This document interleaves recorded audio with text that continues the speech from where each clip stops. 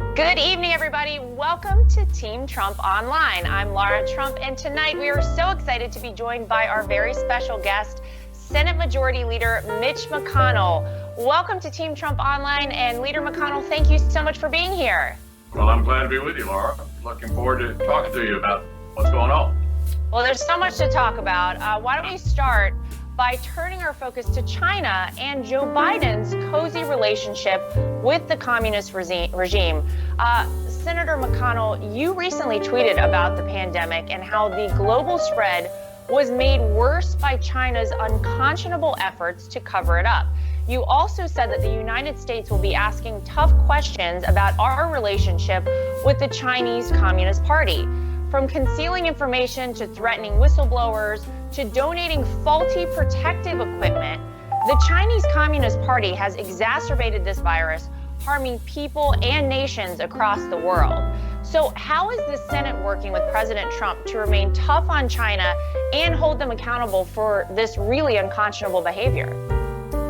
Well, even before the pandemic, President Trump was the only president we've had in recent years of either party who really tried to stand up to the Chinese and the way they operate. They've been stealing intellectual property for years, taking advantage of us in our commercial relationships for years.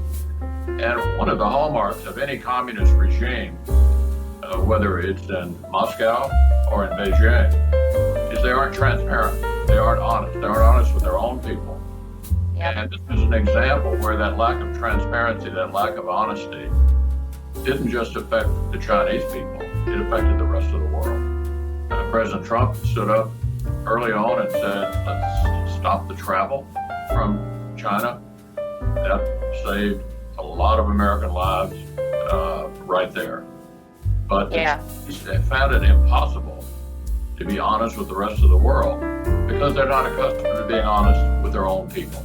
And that kind of regime gets away with it as long as it's tolerated internally. You got to wonder how long the Chinese people are willing to put up with this. Now, since we're not in China, we're going to be looking for ways not to put up with it any longer. And I think one of the things that many businesses are going to be looking at, particularly if they're in the healthcare field, rearranging their supply chain. Didn't work out very well. And we ended up being dependent upon China for a lot of things we needed when this pandemic hit. So, lesson learned. I think a lot of companies are going to be repositioning their supply chain, whether it's in things like personal protective equipment or ventilators or even pharmaceutical. Right. Because you don't want to be completely dependent upon. Look, I think global trade is basically a good thing. It's been good for countries around the world. But this is an example where you have to balance your national security against a completely free and open market and look at where the weaknesses might be and move to fix them. Now, I think these companies will probably do that on their own. They're not going to want to get burned again. But certainly we're going to be encouraging companies to take a look at it. They claim pandemics only happen once every 100 years, but what if that's no longer true? We want to be early ready for the next one because clearly the Obama administration did not leave to this administration any kind of game plan for something like this. That's exactly right. And just to piggyback off a little bit of what you said, China recently threatened the United States with cutting off pharmaceutical exports from the United States to plunge us into the mighty sea of coronavirus, as they called it. With that in mind, let's revisit some statements by Joe Biden, because you're exactly right. The Obama-Biden administration left us high and dry in this time right now. And you know what? Joe Biden is asking people to vote for him to become president in a couple of months down the road. And you know what? If Joe Biden wants to become president, then he's got a lot of questions to answer. Joe Biden repeatedly downplayed the serious threat that China poses to the United States and free nations around the world. He criticized the president's life-saving China travel restrictions, as you just mentioned. He called them xenophobic and fear-mongering for about 2 months before his campaign suddenly, Leader McConnell, claimed he supported them all along. It's kind of funny how that works. He continues to resist holding China accountable for the global coronavirus pandemic, even when President Trump responded to China's outrageous claim that the United States military was responsible for the virus's outbreak. Senator McConnell, what sort of damage do you think Joe Biden's China appeasement could pose to American strength and security? Well, look, a Biden administration would create a lot of problems for America, but this is probably at the top of the list. As you pointed out, to declare the travel ban xenophobic means he must have had his head in the sand about the health challenge this was going to become, not just for this country, but for the rest of the world. So I think Biden's whole attitude reminds me of what Bob Gates, who served as Secretary of Defense under both Bush and Obama, once said about Joe Biden. He said he couldn't think of a single time he ever got a foreign policy decision right. Yep. And Bob Gates, who worked for both George Bush and Barack Obama, about Joe Biden's approach to the rest of the world. Yep. And by the way, President Trump, on the other hand, has rightly stood up to China like really no president before him. I think you said this earlier.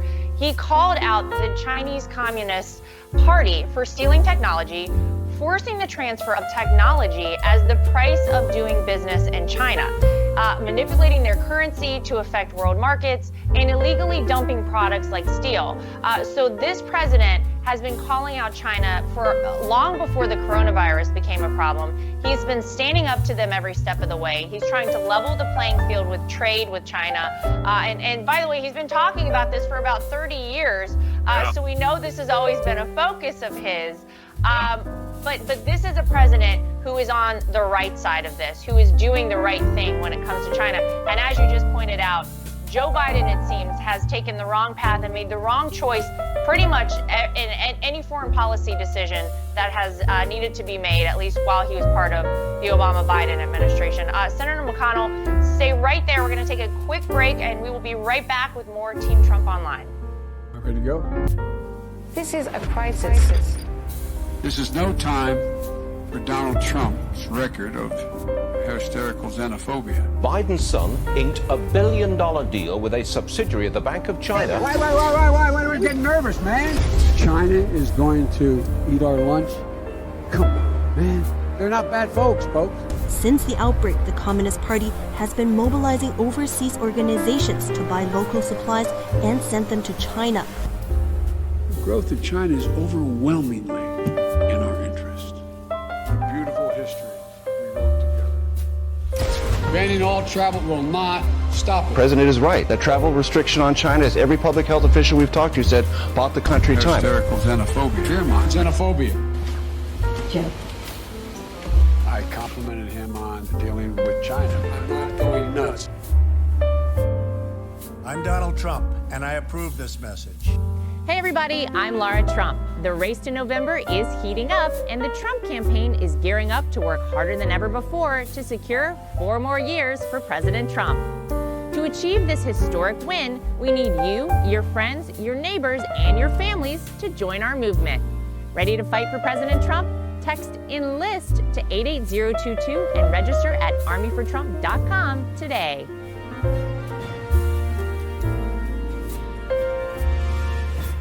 All right, welcome back to Team Trump Online. With me tonight is Leader Mitch McConnell. Senator McConnell, the Trump administration and the Senate have been working hand in hand to provide much needed relief to America's workers and small businesses to bridge the gap to the phased reopening of our nation's economy. We know everybody is excited to get back to work. So what are some of the achievements you and President Trump have secured to keep our economy running? Well, Congress has passed and the president has signed multiple bills to try to help America through this shutdown. I mean, in effect, because of the public health concerns, we've had the bizarre situation in which we've shut down our own economy. Right. CARES Act, the $2.2 trillion bill that was written in my office, in conjunction with the administration, provided a significant amount of funds for small businesses, for hospitals, for others who were struggling, trying to get through this period. Collectively, we've already spent about, or in the process of spending about $2.8 trillion. We now have a debt the size of our economy. So I have said, and the president has said as well, that we need to take a pause here and take a look at what we've done, see what's working, see what isn't, and also begin to encourage the governors around the country who have the decision-making ability to begin to open up the economy, to carefully and in a measured way, consistent with the White House Coronavirus Task Force recommendations, begin to open our country up again. Lara, we can't borrow enough money to prop the economy up forever. Right. We need to be beginning to move in the direction of opening our country up again. We've talked about the health consequences of opening up too soon. Let's talk a minute about the health consequences of not opening up soon enough. I hear suicides are up. I hear domestic violence is up. I hear child abuse is up.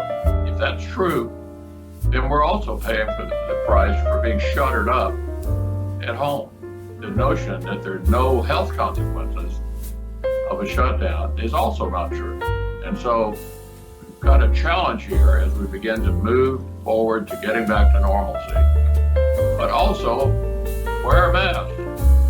I do. Make sure you're 6 feet away from everybody. It can be done.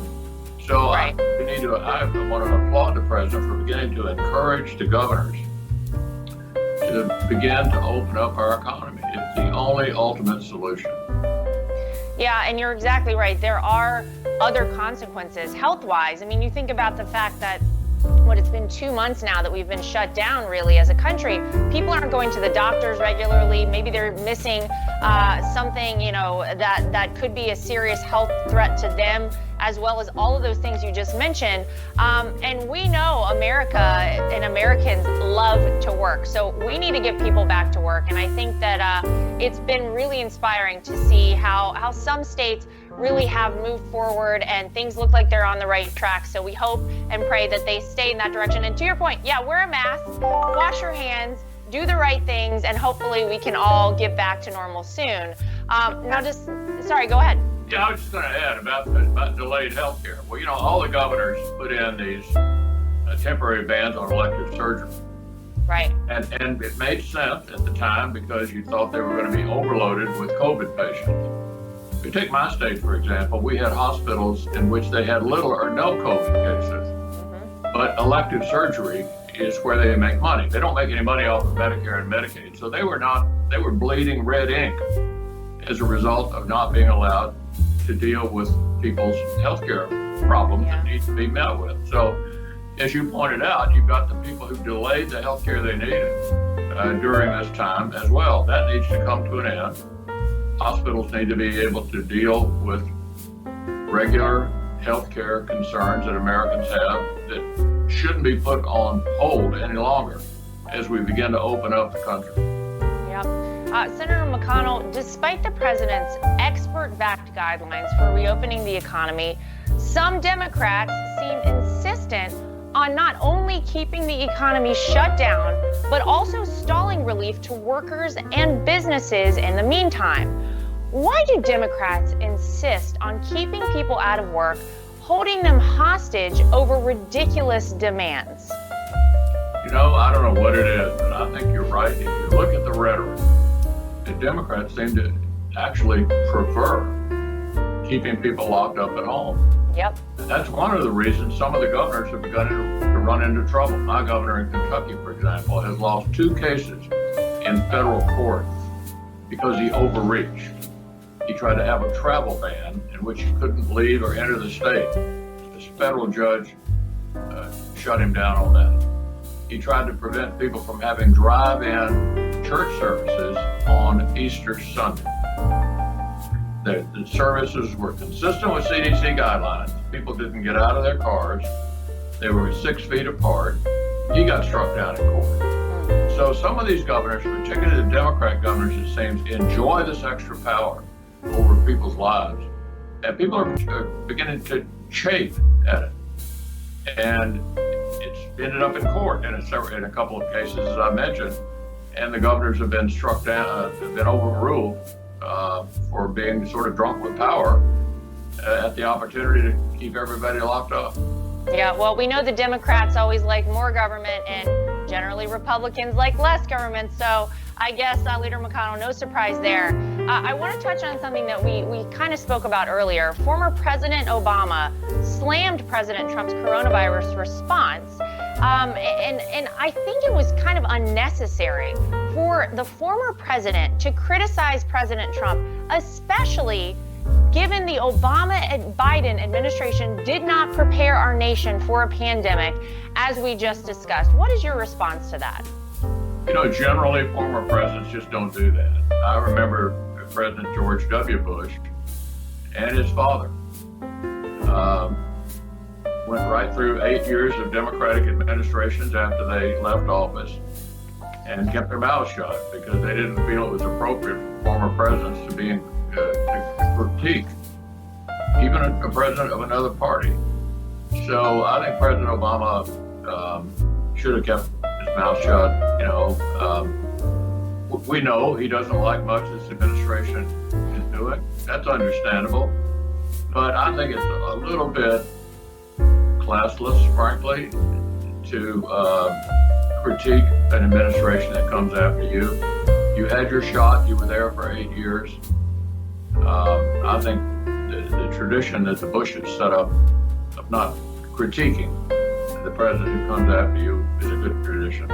Well, and especially when you're still in the midst of a crisis, this is still going on, probably the wrong time to do that.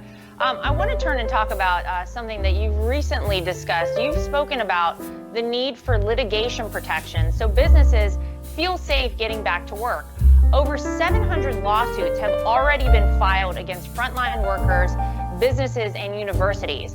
So how are you working with President Trump to give business owners and workers the confidence and legal protection to empower this safe reopening and prevent trial lawyers from making a quick buck? Well, I'm glad you brought that up. There are two things that need to happen for the economy to work again. People have to have the courage to go out, and businesses have to have the courage to reopen. And that's the issue. Will our kids get to go to school, back to college this fall, if the universities are afraid of being sued? So what I've suggested, and the president's backed me up 100%, if we have another bill, and we may, related to the coronavirus pandemic, it will have to include liability protections related to this disease that we had never had before, that no one knew how to deal with before. Otherwise, even if people are willing to go out and re-engage in the economy, if businesses are afraid to open because of the trial lawyer out on the sidewalk getting ready, you don't have the confidence you need to begin to get back to work. Yeah, it's very, very smart, and I think that is something that really needs to be paid close attention to. So I'm glad you're looking out for that. All right, thank you so much, Senator McConnell, for that last response. We're going to take one last quick break. Stick around for more Team Trump Online. During the coronavirus pandemic, Joe Biden criticized President Trump's China travel ban. Hysterical xenophobia. He was dead wrong. For 40 years, Biden's been wrong on China, supporting trade deals that destroy American jobs, giving China most favored nation status, letting China walk all over us. The beautiful history we wrote together. But Biden has never been more wrong than now. Joe Biden in the White House would be a deadly mistake. I'm Donald J. Trump, and I approve this message.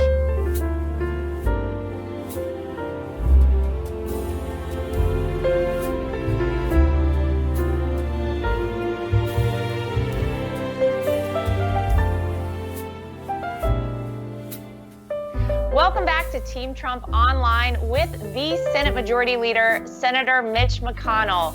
Senator, the Senate has taken unprecedented actions to develop solutions to safely get senators back to working for the American people.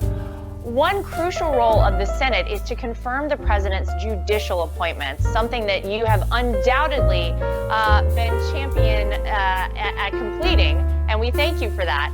As we have seen with so many other issues in the Senate, Democrats seem insistent on blocking everything and tying themselves in knots to justify why they oppose everything the president and Republicans want to accomplish. What do you have to say about these political games to slow down these judicial confirmations? Well, first, let's talk about how important it is. The president and I agreed from the very beginning. There was nothing more important than lifetime appointment to the courts. You may recall, I decided not to let President Obama fill the Supreme Court vacancy created in the middle of the presidential election. And that ended up saving the seat for President Trump. And he did a great job. He picked Neil Gorsuch, later picked Brett Kavanaugh. But it's not just 2 Supreme Court justices. We've done 51 U.S. Circuit Court judges. That's 1/4 of all the circuit judges in the country. Barack Obama did 55 in 8 years. President Trump and I have done 51 in a little over 3 years. Yep. We've moved them quickly. He's nominated them quickly. I've moved them to the Senate quickly. What do they have in common? They're all young men and women who believe in the quaint notion that maybe a judge ought to follow the law. Ought to follow the law. Justice Gorsuch once said, we don't wear red robes or blue robes, we wear black robes. So this is an important accomplishment. Of course, the Democrats don't like judges who are not activist judges, who are not active legislators, who are not trying to insert their opinions into cases. And so they have made it very difficult. They've slow-walked nominations. Look, we'll overcome that. We've overcome it so far. Whatever time it takes, they will not be able to keep President Trump and I from continuing to change the American courts for the better for as long as we possibly can. Yeah, and this has been so important, and I think it doesn't get talked about enough, the impact that this will have. And in addition to what you just mentioned, the 2 Supreme Court justices, also around 200 federal judges confirmed. So what will be the ultimate impact of having these defenders of the Constitution on the bench for future generations? Well, what it means is if you're a litigant in the federal courts, you're going to feel more comfortable. The judge hasn't already made up his mind before he heard the evidence, or before he heard the argument. In other words, an impartial observer who applies the Constitution and the laws as they were written. Justice Scalia used to say, you're not a very good judge if you're not occasionally uncomfortable with the outcome you reach because it's not your personal opinion.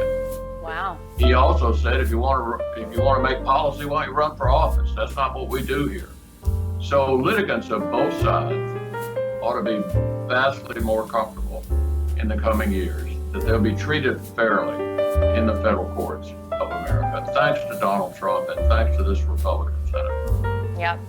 All right, Leader McConnell, as we wrap up tonight's broadcast, I want you to give us your view for the people out there watching tonight. Why is it critical to re-elect President Trump and keep the Senate in the hands of the Republican Party come November 3rd? Well, I think, Laura, what we need to do is to remind people of what the other guys will do if they take the government. Yep. If they take the government, they're going to change this country for the worse for a long, long time. The first thing they're going to do is they're going to pass legislation to change the numbers of the courts, add Supreme Court justices, add Circuit Court justices, judges, add District Court judges, and fill the vacancies and try to overcome all we did. Second, you've seen how anxious they are to continue to spend. If they have the whole government, our debt, which is already way too large because of this pandemic, will increase dramatically. They want the government to be bigger and bolder in our lives and our options to be less and less. I must confess, I've said in the past, I thought an election was the most important. I was wrong. This is the single most important election in American history because there are vast differences between the two sides. Donald Trump not only wants to make America great again, he wants to keep America great again. And that is the critical decision the American people make this fall. It is. Well, we appreciate everything you do to work alongside our president every single day. And Leader McConnell, it has been an honor to have you here. Thank you for joining us tonight on Team Trump Online. And we wish you the best, good health, and be well. Thank you so much for being with us this evening. Thank you, Laura. I enjoyed it.